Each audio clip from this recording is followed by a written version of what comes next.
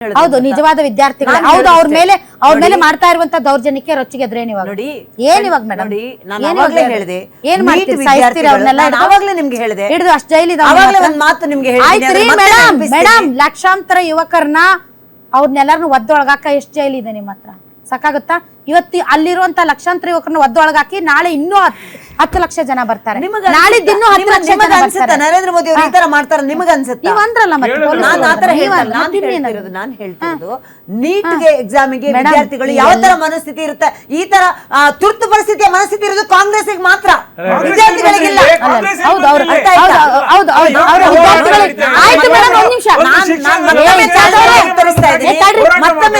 ಹೌದು ತುರ್ತು ಪರಿಸ್ಥಿತಿ ಮನಸ್ಥಿತಿ ಇದೆ ಅವ್ರಿಗೆ ಮತ್ತೊಮ್ಮೆ ದೇಶದ ಮುಗೀತು ನಾವೆಲ್ಲ ಮೇಡಮ್ ನಮ್ದೆಲ್ಲ ಮುಗೀತು ಅವ್ರು ನಮ್ ತರ ಅಲ್ಲ ನೀವು ಅವ್ರನ್ನ ನಾನು ನಾನು ಶಾಂತವಾಗಿ ನಾನು ಉತ್ತರಿಸ್ತೇನೆ ಒಬ್ಬ ಹುಡುಗ ಹೇಳ್ತಾನೆ ನಾನು ಅನ್ಪಡ್ ಗವಾರ ಅಲ್ಲ ನಿಮ್ ತರ ಸಂವಿಧಾನದ ಪ್ರತಿಯೊಂದು ಪರಿಚ್ಛೇದಗಳನ್ನ ಓದಿ ಅರ್ದು ಕುಡ್ದಿದ್ದೀನಿ ಬನ್ನಿ ನನ್ ಜೊತೆ ಡಿಬೇಟ್ಗೆ ಅಂತಾರೆ ಈಗಿನ ಮಕ್ಕಳು ಮೇಡಮ್ ಈಗಿನ ಮಕ್ಕಳು ನಾವು ನೀವು ಅನ್ಕೊಂಡ ಮೂರ್ಖರಲ್ಲ ಅವರು ಒಂದು ನಿಮಿಷ ನೀವು ಕೊಡ್ಲೇಬೇಕು ಒಂದು ನಿಮಿಷ ಕೊಡ್ಲೇಬೇಕು ನಾವು ಇಷ್ಟೆಲ್ಲ ಹೇಳಿದ್ರು ನೀವು ಮಾಡಿದ್ರಿ ನಾವು ಮಾಡ್ತೀವಿ ಅಂತ ಹೇಳ್ತಾ ಇಲ್ಲ ಇದೇ ಕರ್ನಾಟಕ ರಾಜ್ಯದಲ್ಲಿ ಒಂದು OSD ಅವರ ಮಗ 6 ಲಕ್ಷ ಲಂಚ ಕೊಟ್ಬಿಟ್ಟು 3 ವರ್ಷ ಜೈಲಿಗೆ ಹೋದ್ರು ನಾನು ಅವ್ರು ಮಾಡಿದ್ರು ನಾವು ಮಾಡಿದ್ರು ಅಂತಲ್ಲ ತಪ್ಪು ಏನಾಗಿದೆ ಸರಿಪಡಿಸುವಂತ ಧರ್ಮೇಂದ್ರ ಪ್ರಧಾನ್ ಅವರು ರಾಜೀನಾಮೆ ಕೊಡೋ ತನಕ ಪ್ರತಿಭಟನೆ ಹಿಂಪಡೆಯಲ್ಲ ಅಂತ ಹೇಳ್ತಿದ್ದಾರೆ ಆ ವಿಚಾರದಲ್ಲಿ ತೀರ್ಮಾನ ತೆಗೆದುಕೊಳ್ಳದ ಹೊರತು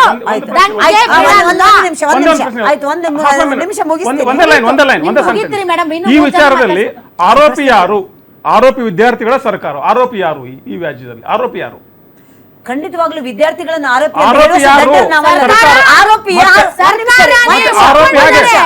ಅಲ್ಲ ನರೇಂದ್ರ ಮೋದಿನೇ ಒಪ್ಕೊಂಡಿದ್ದಾರೆ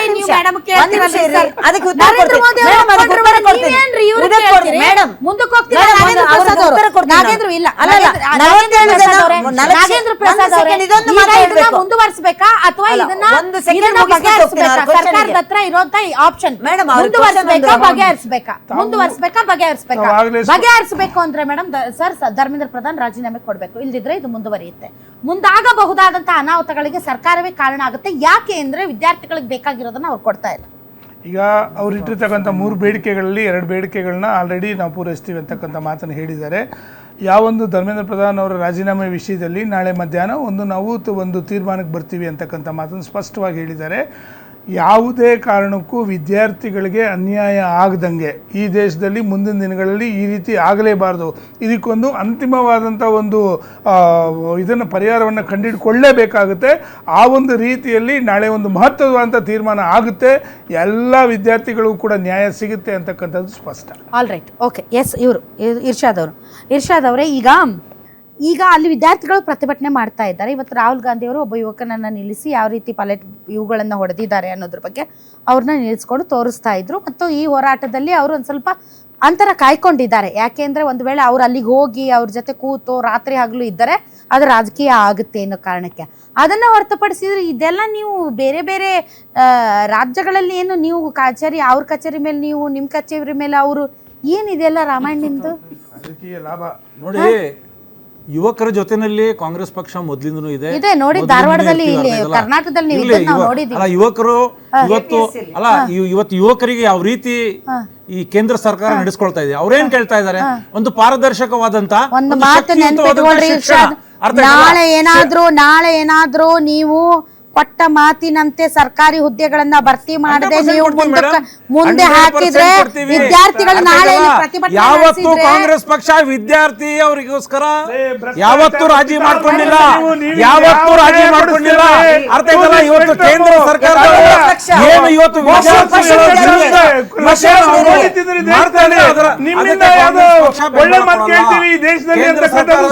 ಹೋರಾಟ ಮಾಡ್ತೀವಿ ಈ ದೇಶದ ಯುವಕರ ಜೊತೆನಲ್ಲಿ ಇರ್ತೀವಿ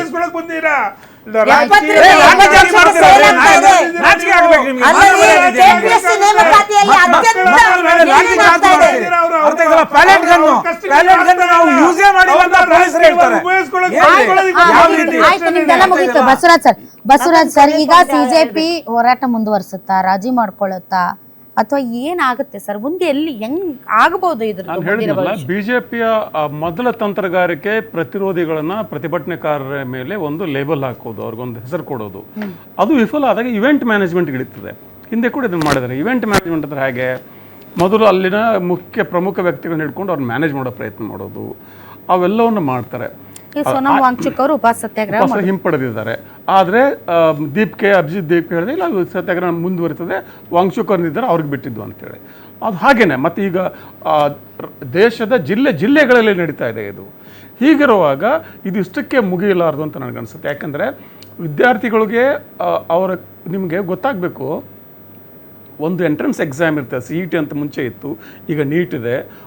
ಆ 12ನೇ ಕ್ಲಾಸು ಮತ್ತು ಆಮೇಲೆ ಎಂಟ್ರೆನ್ಸ್ ಎಕ್ಸಾಮ್ ಬರೆಯುವ ಟೆನ್ಷನ್ ಹುಡುಗರಿಗೆ ಎಷ್ಟಿರ್ತದೆ ಅಂತ you cannot imagine. Highly stressful time. ಅಂಥ ವಿಚಾರದಲ್ಲಿ ಇಂಥ ಪದೇ ಆಗಿಬಿಟ್ರೆ ಹುಡುಗರು ಎಲ್ಲಿವರೆಗೂ ತಿಳ್ಕೊಬೇಕು. ಒಂದು ಅವ್ರು ಆಮೇಲೆ ದಿಸ್ ಇಸ್ ಒಂದು ಸೀರೀಸ್ ಆಫ್ ಇವೆಂಟ್ಸ್ ಇದು. ಇದೇ ಸಂದರ್ಭದಲ್ಲಿ ಸುಪ್ರೀಂ ಕೋರ್ಟ್ ಹೇಳ್ತದೆ ಇವ್ರ ಕಾಕ್ರೋಚ್ ಹಾಗೆ ಹೀಗೆ ಅಂತೇಳಿ. ಅದಕ್ಕೇ ನಮಗೊಂದು ನೈತಿಕ ಹೊಣೆಗಾರಿಕೆ ತೋರಿಸ್ರಲ್ಲ ನೀವು. ಹುಡುಗರಿಗೆ ಕೇವಲ ಡಿಗ್ರಿ ಕೊಡೋದಲ್ಲ, ಒಂದು ಇಂಜಿನಿಯರಿಂಗು ಡಿಗ್ರಿ ಕೊಡೋದಲ್ಲ, ಹಿರಿಯರಾದಂಥವ್ರು ನಾವು ಅವ್ರಿಗೂ ನೈತಿಕ ಮೇಲ್ಪಂಕ್ತಿಯನ್ನು ಕೊಡಬೇಕಲ್ಲ. ಸರ್ಕಾರ ತಂದೆ ಸ್ಥಾನದಲ್ಲಿ, ತಾಯಿ ಸ್ಥಾನದಲ್ಲಿದ್ದರೆ ನೀವು ರಾಜೀನಾಮೆ ಕೊಟ್ಟು ನೈತಿಕ ಮೇಲ್ಪಂಕ್ತಿಯನ್ನು ಕೊಡಬೇಕಲ್ಲ ಹುಡುಗರಿಗೆ. ಅವ್ರಿಗೊಂದು ಆಸೆ ಹುಟ್ಟಬೇಕಲ್ಲ ಸಿಸ್ಟಮಲ್ಲಿ. ಅಲ್ಲಿ ಒಂದು ಚಾನ್ಸ್ ಕಳೆದೋಗಿಲ್ಲ ಅವ್ರಿಗೆ, ನೀಟ್ ಒಂದು ಚಾನ್ಸ್ ಕಳೆದೋಗಿಲ್ಲ. ಅವ್ರು ಕಳ್ಕೊಂಡಿರೋದು ಶಿಕ್ಷಣ ವ್ಯವಸ್ಥೆಯಲ್ಲಿ ವಿಶ್ವಾಸ ಕಳ್ಕೊಂಡಿದ್ದಾರೆ. ಆ ವಿಶ್ವಾಸ ಮರಳಿ ಬರೋದು ಹೆಂಗೆ? ನೀವೊಂದು ನೈತಿಕತೆಯನ್ನು ತೋರಿದಾಗ. ನಾಳೆ ಇಲ್ಲದೆ ಹೋದ್ರೆ ಮಕ್ಕಳು ಕೂಡ ಅಕೌಂಟಬಿಲಿಟಿ ಇಲ್ಲ. ಅಲ್ಲ ರೀ, ನಾಳೆ ಇವರೆಲ್ಲ ಸುಮಾರು ಜನ ನಾಳೆ MLA ಆಗ್ತಾರೆ, ಮಿನಿಸ್ಟರ್ ಆಗ್ತಾರೆ, ಏನೇನೋ ಆಗ್ಬಿಡ್ತಾರೆ. ನಾಳೆ ಎಷ್ಟೋ ಜನ IAS ಆಗ್ತಾರೆ, ಎಷ್ಟೋ ಜನ IPS ಆಗ್ತಾರೆ. ಇವ್ರಿಗೊಂದು ಆದರ್ಶದ ಒಂದು ಮೇಲ್ಪಂಕ್ತಿ ನಾವು ತೋರ್ಬೇಕಲ್ಲ. ಅದು ನನ್ನ ಜವಾಬ್ದಾರಿ ಕೂಡ ಅಲ್ವ ಹಿರಿಯನಾಗಿ. ಆಮೇಲೆ ಇಷ್ಟಕ್ಕೆ ನಿಲ್ದೆ ಹೋದ್ರೆ ಈಗ ಪ್ರಧಾನಿ ರಾಜೀನಾಮೆ ಕೇಳ್ತಿದ್ದಾರೆ, ನಾಳೆ ಪ್ರಧಾನಿ ರಾಜೀನಾಮೆನೂ ಕೇಳ್ತಾರೆ. ಹಿಂಗೆ ಮುಂದುವರೆದು ಹಿಂಗೆ ಬಿಟ್ಕೋಬ ಸರ್. ಈಗ ಒಂದು ಸಣ್ಣ ಗಾಯ ಆಗಿತ್ತು, ಒಂದು ಬ್ಯಾಂಡೇಡ್ ಹಾಕಿದ್ರೆ ಸರಿ ಹೋಗ್ತಿತ್ತು. ಅದನ್ನ ಕ್ಯಾನ್ಸರ್ ಆಗೋ ಮಟ್ಟ ಈಗ ಬ್ಯಾಂಡೇಡ್ ಹಾಕಕ್ ಹೋಗ್ತಾರೆ, ಸರ್ಜರಿ ಮಾಡ್ಬೇಕು, ಅದಕ್ಕ ಆಂಪ್ಯುಟೇಷನ್ ಮಾಡ್ಬೇಕು. Thank you very much. ತಾವೆಲ್ಲರೂ ಇಷ್ಟೊತ್ತು ಕಾರ್ಯಕ್ರಮದಲ್ಲಿ ಭಾಗವಹಿಸಿದ್ರಿ. ಓಕೆ, ಎಲ್ಲ ಹೇಳಲಾಯ್ತು, ಮಾತಾಡಲಾಯ್ತು, ಡಿಬೇಟ್ ಕೂಡ ಮಾಡಲಾಯ್ತು. ಆದ್ರೆ ನಾನು ಒಂದು ಮಾತನ್ನ ಹೇಳ್ತೀನಿ, ಒಂದು ಕಿವಿ ಮಾತು. ಒಂದು ತಾಯಿಯಾಗಿ, ನಾನು ಒಬ್ಬ ನ್ಯೂಸ್ ಪ್ರೆಸೆಂಟರ್ ಆಗಿಯೋ ಅಥವಾ ಸಂಪಾದಕಿ ಆಗಿಯೋ ಹೇಳ್ತಾ ಇಲ್ಲ, ಒಂದು ತಾಯಿಯಾಗಿ ಹೇಳ್ತಿದ್ದೀನಿ. ಏನು ಅಂತಂದರೆ, ಇತ್ತೀಚೆಗೆ ಆ ಹೋರಾಟದ ಸೈಟ್ ನೋಡಿದರೆ ಅಥವಾ ಜಂತರ್ ಮಂತರಲ್ಲಿ ನಡೀತಾ ಇರುವಂಥ ಬೆಳವಣಿಗೆಗಳನ್ನು ನೋಡಿದರೆ, ಅಥವಾ ತುಂಬ ಹೋರಾಟಗಾರರು ಅಥವಾ ಮಕ್ಕಳು ಸಮೂಹ ಸನ್ನಿಗೆ ಒಳಗಾಗಿ ಬಳಸ್ತಾ ಇರುವಂತಹ ಭಾಷೆ, ಅಬ್ಯೂಸಿವ್ ಲ್ಯಾಂಗ್ವೇಜ್ ನೋಡ್ತಾ ಇದ್ದರೆ, ಮತ್ತು ಅಲ್ಲಿ ಆಗ್ತಾ ಇರುವಂಥ ಘಟನೆಗಳನ್ನು ನೋಡಿದ್ರೆ ಒಂದು ಸ್ವಲ್ಪ ಭಯ ಆಗ್ತಾಯಿದೆ. ಯಾಕೆ ಅಂತಂದರೆ, ಅಲ್ಲಿ ನೀವು ಪೊಲೀಸರು, ಆರ್ಮಿ, ಮತ್ತು ಇವರು ಯಾರು RAF, ಇವರೆಲ್ಲರೂ ಟಾರ್ಗೆಟ್ ಮಾಡಿ ಎಲ್ಲರೂ ಮಾತಾಡ್ತಾ ಇದ್ದಾರೆ ಅಂತ ಭಾಳಷ್ಟು ಜನ ನೀವು ಮಾತಾಡ್ತಾ ಇದ್ದೀರಿ.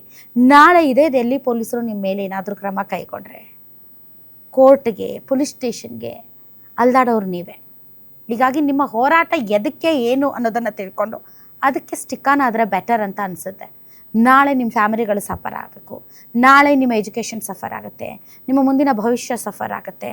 ಹೀಗಾಗಿ ಈ ಹೋರಾಟದ ದಿಕ್ಕು ದೆಸೆ ನಿಮ್ಮ ಭವಿಷ್ಯಕ್ಕೆ ಪೂರಕವಾಗಿ ಇರಬೇಕೇ ಹೊರತು ಈ ಹೋರಾಟದಿಂದ ನಿಮ್ಮ ಭವಿಷ್ಯ ಹಾಳಾಗಬಾರ್ದು. ಈ ವಿಚಾರದ ಬಗ್ಗೆ ವಿದ್ಯಾರ್ಥಿಗಳು ಒಂದು ಸ್ವಲ್ಪ ಗಮನ ಇಟ್ಕೊಂಡು ಹೋರಾಟ ಮಾಡಿದರೆ ಬೆಟರ್ ಅಂತ ಅನ್ನಿಸುತ್ತದೆ. ಸೊ ಈಗ ಸ್ವಲ್ಪ ಬಗ್ಗಿದೆ, ನಾಳೆ ಫುಲ್ ಬಗ್ಗುತ್ತೆ ಸರ್.